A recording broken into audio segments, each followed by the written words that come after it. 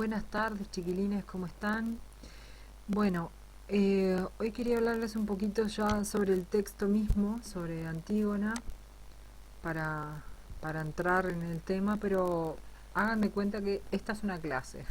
Obviamente solo va a ser expositiva porque voy a ser solamente yo hablando, pero no sé, quería que fuera algo más personal, porque si no es como dejarles todo material y no sin explicarles nada. Así que, bueno, estoy acá dentro de la carpeta de la unidad 1, ya la conocen, la han estado mirando, el foro de dudas, actividades y otros. Esto, por si algún despistado no leyó acá en actualizaciones lo que puse, esto de caracteres de la literatura griega, es el material que yo les iba a llevar a la clase presencial para que pegaran en el cuaderno, en esa media carilla que dejaron. Así que si alguno no lo tiene o no lo copió o quiere imprimirlo y pegarlo, bueno, acá lo tiene. Bueno, después les dejé un video sobre el teatro griego, el mito de Edipo también, que ahora vamos a ver qué tiene que ver con Antígona. Esto es material general sobre Sófocles y la tragedia griega, también es importante que lo lean. Esta es nuestra obra, el foro que ya participaron, creo que participaron todos. Lo que les decía, los dos recursos que les dejé a lo último, donde tienen información y ejercicios para hacer. El cuestionario, que poquitos lo han hecho, hay que todavía creo que 4 o 5 solamente lo han hecho, así que los demás por favor, si bien no tiene límite de tiempo, pero para así también no se quedan atrás con el material teórico. Lo último que le dejé es esto, esquema sobre Antígona. Vamos a entrar. En la imagen a continuación encontrarán un esquema interactivo con apuntes sobre la obra. Les pido, bueno, si tienen dudas les pongan en el foro sobre el prólogo, que no he hecho ahora, que me doy cuenta, ahora lo voy a hacer. Ahora se las dejo. Cuando vienen hasta acá, esquema, ténganle paciencia a la plataforma o a su conexión de internet, porque miren que estos días han dado complicada la cosa con la plataforma. Este es un esquema que hice. Si vienen acá, si tienen alguna duda, van a ver que les va a mostrar, les está señalando que estos botones son interactivos, o sea que si ustedes tocan va a haber otro recurso. Repito, esto es un esquema, ¿tá? Es como el esqueleto de lo que vamos a ver o lo que vamos a analizar de fondo en la obra. Antígona de Sófocles, bueno, es una tragedia griega que nos ubicamos en el siglo V antes de Cristo, o sea, más o menos, si bien no hay una fecha establecida para esta obra, o sea, no hay una fecha en la que digamos, bueno, esta obra se hizo en tal año. Esta obra sí podemos decir que se representó, o sea, se llevó al teatro más o menos en el año 441 antes de Cristo, ¿sí? Bueno, tiene una estructura que si ya miraron los otros materiales, yo todo esto voy a hablarlo suponiendo que ustedes ya han leído y han mirado los materiales que ya les dejé. Así que a la estructura tradicional de prólogo, parodos, episodios, estásimas y bueno, después de 4 episodios que son los tradicionales y 4 estásimas, viene el éxodo. Esta obra tiene una estructura de 5 episodios, que si vemos acá, tradicionalmente la tragedia constaba de 4 episodios seguidos de sus estásimas. Esto no constituye una innovación, sino una particularidad. O sea, ¿qué quiere decir? Que no es que todas las obras que se escribieron después de Antígona, incluso las de Sófocles, tampoco fueron así. No es que todas las demás después van a tener ahora 5 episodios. No, no. Esta es como una excepción, ¿sí? Después, el argumento, si algo más o menos estuvieron mirando, Antígona pretende sepultar a su hermano en contra de lo dictado por Creonte. Voy a volver sobre el argumento después, así que leo solo esto. Acá, si ustedes hacen clic acá, voy a aprovechar, van a ver que hay Bienvenidos un a De video, Arte. En el día de hoy, que si ya miraron los recursos, también está en uno de los recursos, pero acá hay un resumen de toda la obra de Antígona, pueden mirarlo tranquilamente, fíjense que no demora mucho, son 3 minutos 40. Después en los antecedentes, bueno, el antecedente que hay que saber, que hay que conocer de Antígona, es el mito de Edipo. Edipo es el padre de Antígona. Así que hay que saber un poco a qué se refiere, quién era Edipo, qué le pasó, para poder entender Antígona. En esto de los antecedentes, ¿por qué decimos que es importante saber esto? Porque el público ya conoce todos estos mitos. El público cuando se va a sentar en el teatro ya conoce todos los mitos y, no está viendo una historia que no conoce. Sí la conoce. Entonces, ¿cuál es la gracia? Bueno, un poco la gracia es ver cómo ese autor, ese creador, lleva adelante ese mito que es conocido por todos.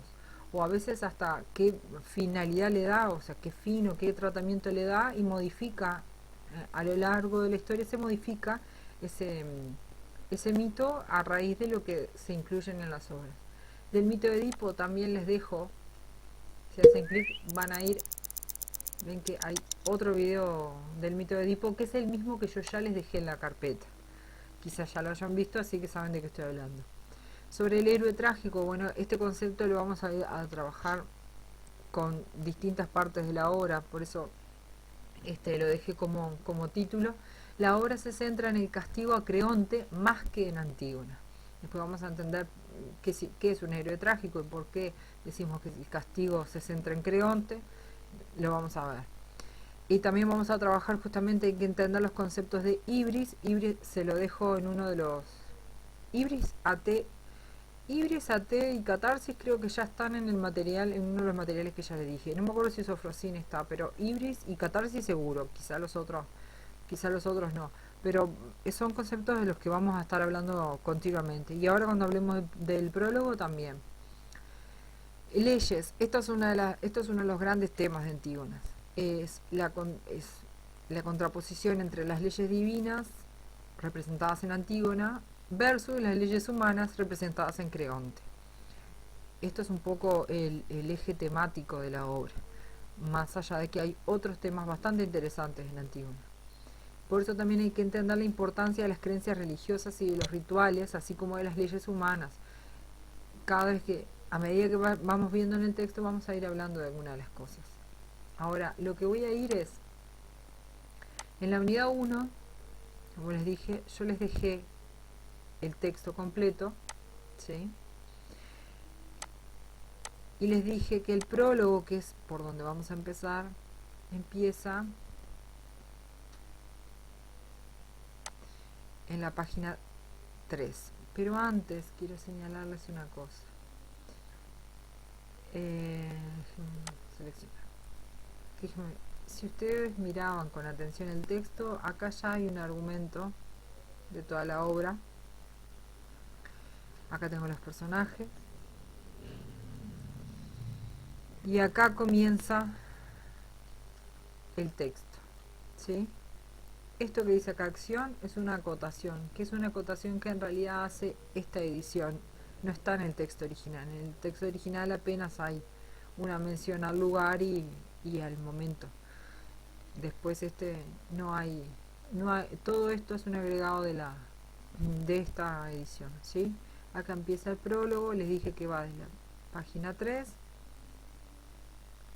a las 6 hasta acá. Ya, incluso si ven acá aparece el coro, o sea que acá comenzaría el paro, así que hasta acá va el prólogo, ¿sí? De ese prólogo, bueno, esto se los voy a dejar, esto que van a ver acá se los voy a dejar. Entonces un análisis del prólogo que dice así, obviamente se podrían poner más cosas, pero con esto es suficiente para que tengan. Acá les dejo una imagen, miren qué sexy Sófocles. Sí, muy sexy. Análisis del prólogo de Antígona. Bueno, la acción, ya vieron, si leyeron el prólogo, vieron que la acción se sitúa a las puertas del palacio de Tebas al amanecer. En la edición esta que les digo que les dejé, hay más información, o sea que además agrega que los argivos comandados por Polinice han sido derrotados y han huido. Pero, ¿quiénes son los argivos? Entonces les dijo, son los habitantes de Argos. No todos los de Argos fueron, por supuesto, va el ejército.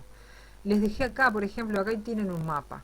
Si miran, ven, acá está Argos, ¿sí? esta es la ciudad, el pueblo que quiere invadir, y acá está Tebas. Esta es la ciudad en la que se ubica la historia. ¿sí?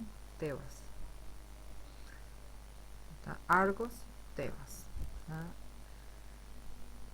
¿Quién era Polinices? Era uno de los hijos de Edipo. Edipo es el rey anterior de Tebas, ¿sí?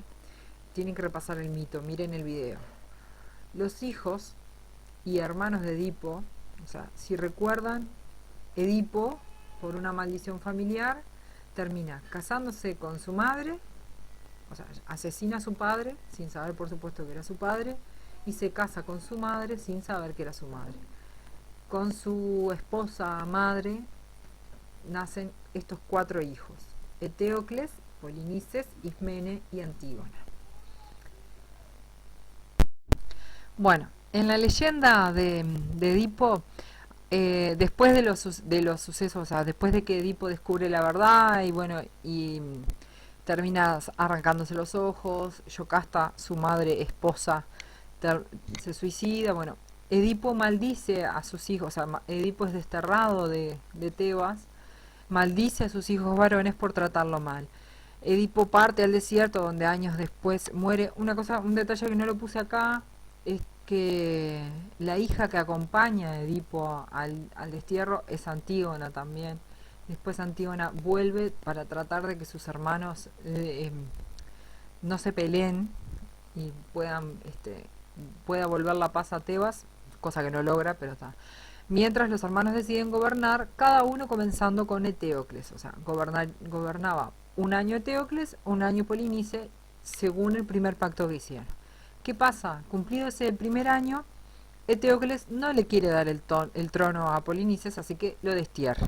Polinices, por supuesto que para nada contento, en el destierro termina casándose por distintas circunstancias que para no entreverarlo no se las voy a contar, se termina casando con una de las hijas del rey de Argos, o sea, y lo convence de ir por el trono de Tebas. Esta es la motivación de por qué Argos quiere eh, quedarse con Tebas, no me sale la palabra, usurpar Tebas. ¿No? La manera en que se plantea resolver la guerra frente a las puertas del palacio de Tebas, de la ciudad, perdón, de Tebas, es con un combate cuerpo a cuerpo entre los hermanos. Esto es una costumbre bélica que ya se muestra, se conoce desde la epopeya, desde los primeros textos, que es esta cuestión, esta especie de pacto entre héroes guerreros, ¿no? Entre guerreros que, bueno, resuelven toda una batalla para tratar de que no muera tanta gente. Bueno, resolvemos esto en un cuerpo a cuerpo. En este caso entre los hermanos. Así es como los dos mueren. ¿Ah? Uno apuñalando al otro, mueren los dos. Cuestiones que después, más otras cosas que dicen los mitos, los tebanos terminan expulsando a los argivos del lugar y Tebas queda a salvo. ¿Qué pasa? Al morir los dos hermanos, que son los príncipes herederos del reino de Tebas, al morir ellos sube su tío Creonte, que era cuñado de Edipo, ¿sí? Asume el trono al morir los dos. Todo esto ya sucedió cuando la obra comienza. ¿Ah? O sea, cuando Antígona la obra comienza, ya toda esta información es conocida por el público y ya toda esta acción sucedió antes de que empiece la obra. Después, en el prólogo vemos a las hermanas Antígona e Ismene. Yo lo que les dejo a continuación son como apuntes porque no está súper mega elaborado. Así que bueno, empecemos con algunos de los apuntes ya del prólogo. El prólogo, yo supongo que lo leyeron. Para aquel que tiene memoria auditiva, voy a ver si logro grabar el prólogo, o sea, leer el prólogo y subirles el audio del prólogo para que puedan, para aquellos que les gusta escuchar cuando se lee, a ver si los ayuda.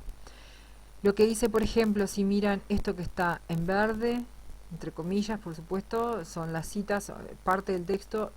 Saqué todas citas que son del texto que les dejé, así que para que nadie se pierda.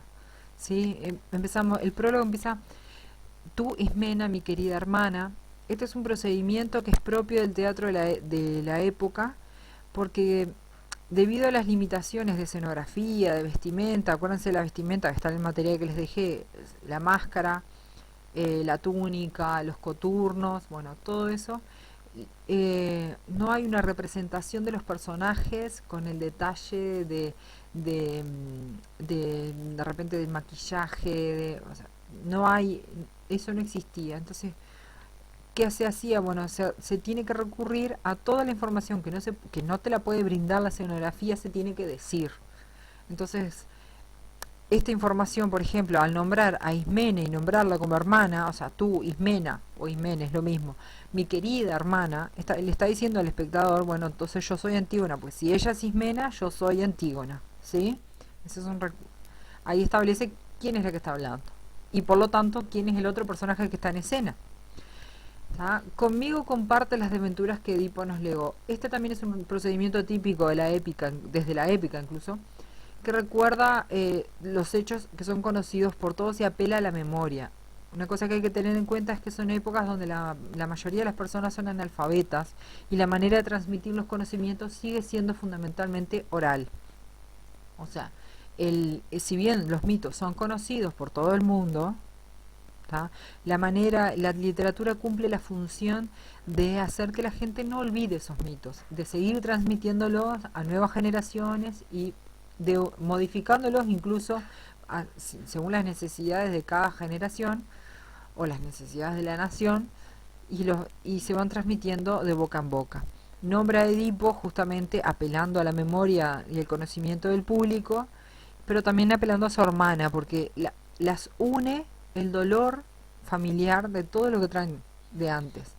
Un dato importante, los griegos y Sófocles lo subraya en casi todas sus obras, creían que los hijos heredan y pagan las faltas de sus padres. ¿Sí? O sea, esta familia en particular carga con una maldición que viene incluso desde antes de Edipo. O sea, Edipo también está pagando por crímenes que no, por crímenes propios sí, pero por crímenes que también son heredados y lo mismo con sus hijos y así sucesivamente.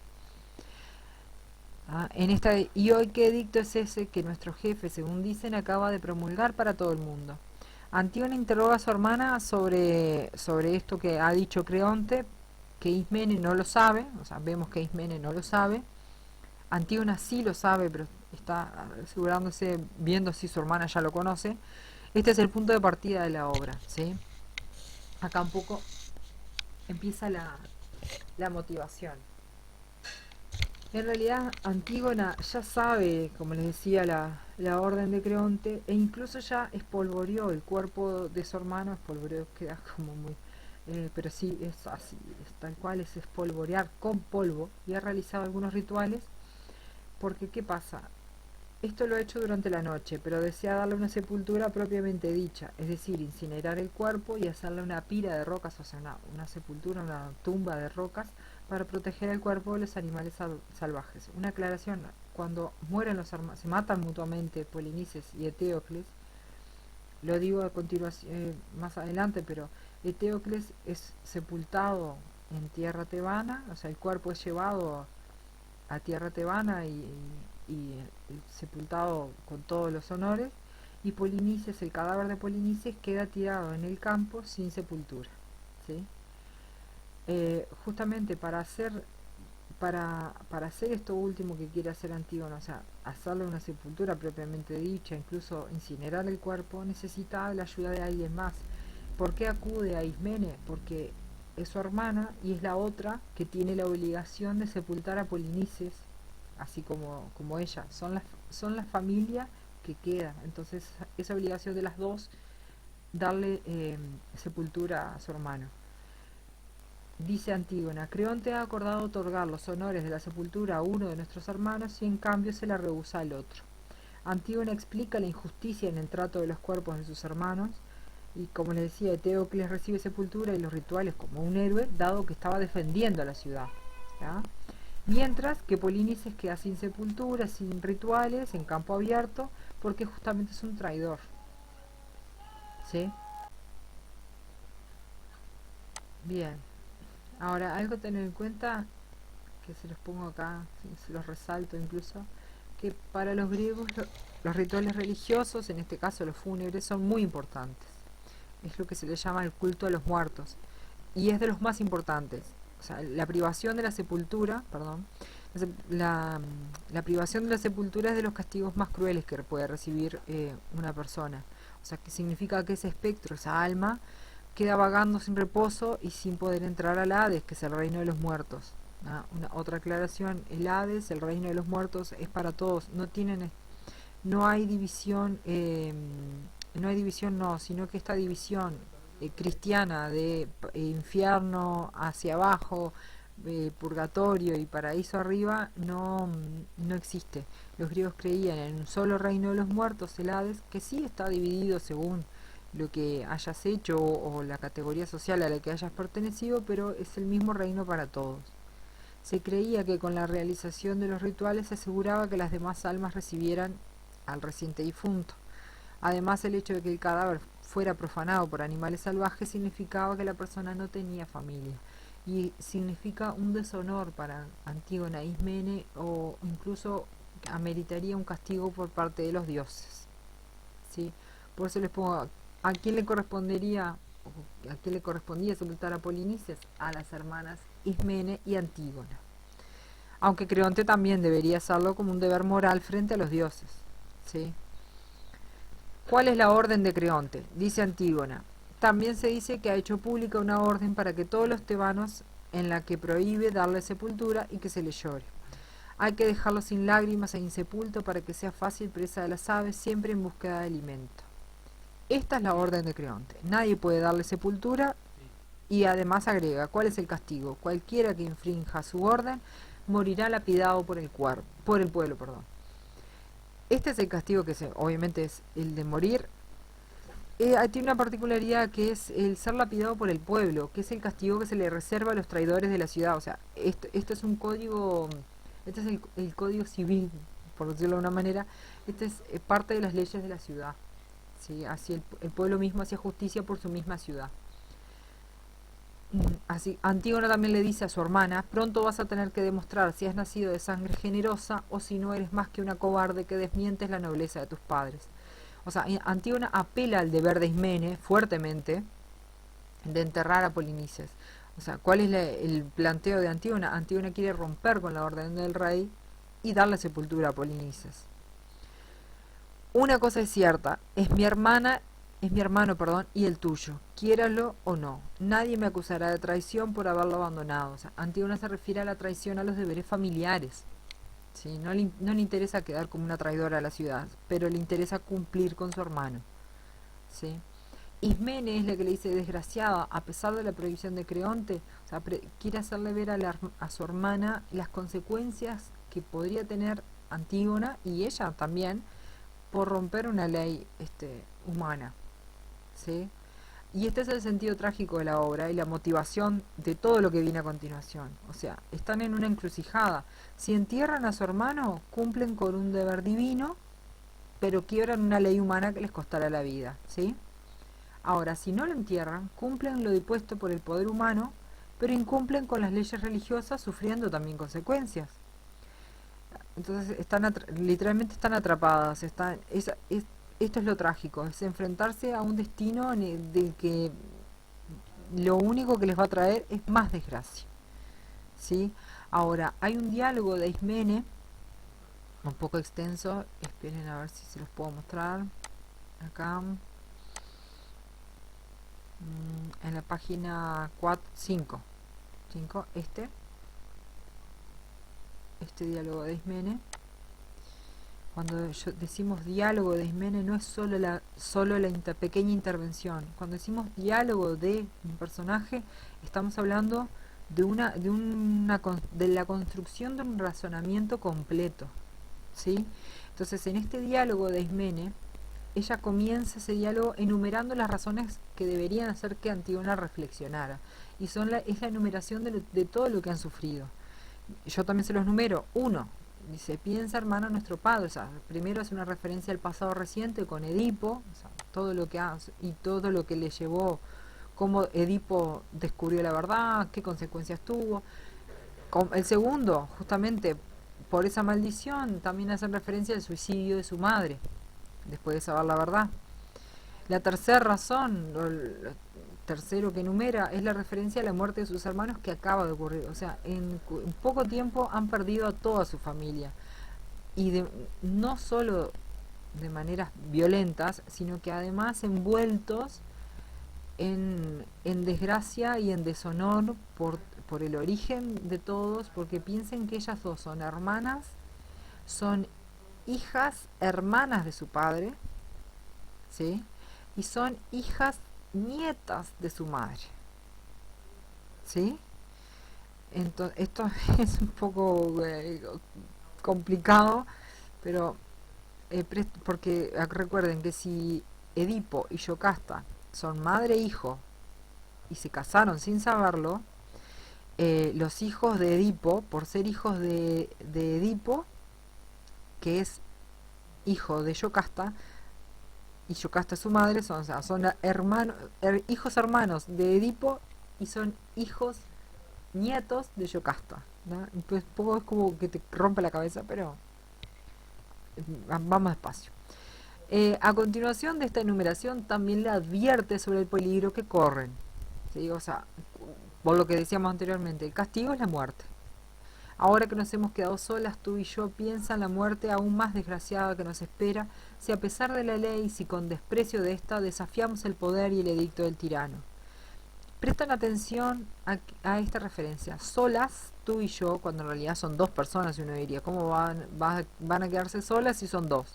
Bueno, esperen porque cobra sentido cuando yo vengo acá con el final del discurso, donde expone las razones, las principales razones por las que ella siente que no le puede decir que sí a Antígona, que son mujeres. Y acá está un poco la explicación de por qué dice solas, tú y yo.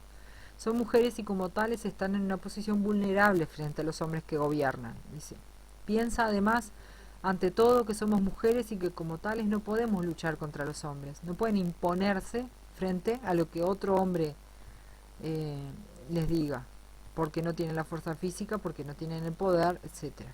Y justamente además le agrega, no tienen poder político para enfrentarse a Creón.